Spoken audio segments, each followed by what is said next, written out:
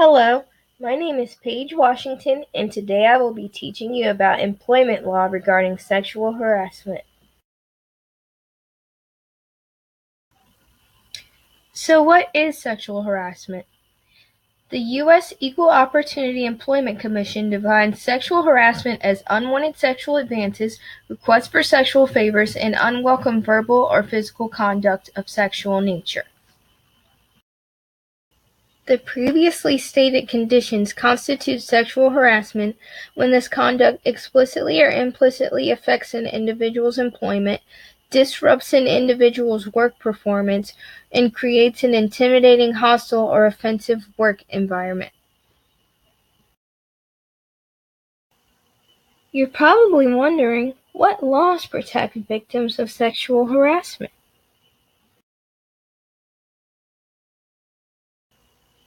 Because sexual harassment is considered a form of sex discrimination, it violates Title VII of the Civil Rights Act of 1964. So before I get into how this law has been applied, I want to discuss the two types of sexual harassment recognized by the EEOC, quid pro quo and hostile environment.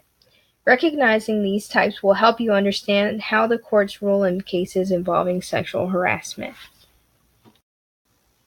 According to the EEOC, quid pro quo sexual harassment happens when submission to or rejection of unwelcome sexual misconduct is used as the basis for employment decisions that affect an individual.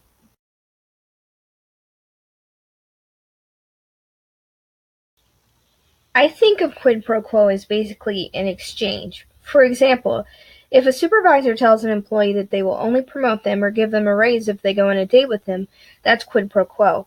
Or if a supervisor threatens to fire an employee if that individual doesn't have sex with them, that's also quid pro quo.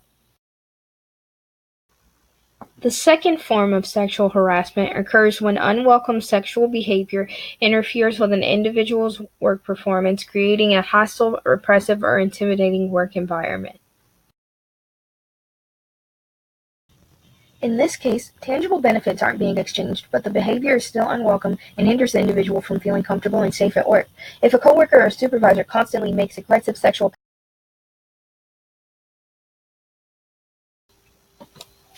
Barnes versus Costal is one of the earliest court cases regarding sexual harassment in Title VII. Before I get into the significance, I'd like to give you a brief overview of the case.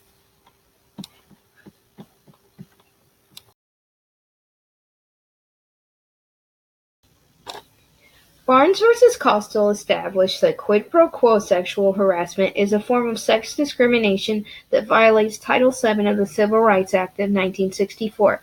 After this case, the EEOC issued guidelines that explicitly included sexual harassment as a form of sex discrimination. Meritor Savings Bank versus Vinson is one of the most significant court cases involving sexual harassment. I'll explain its impact, but first I'd like to give you some facts about the case. The Meritor Savings Bank versus Vinson decision successfully showed that it does not matter if the employee voluntarily submits to sexual advances. What matters is if the advances are unwelcome. It also emphasized that there does not have to be an exchange of tangible benefits for sexual harassment to have occurred. Here are some more notable sexual harassment cases.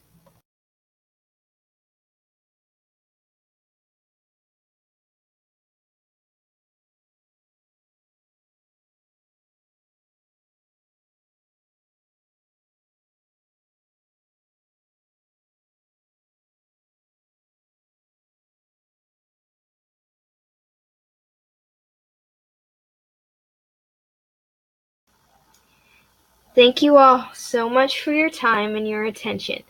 This concludes my presentation.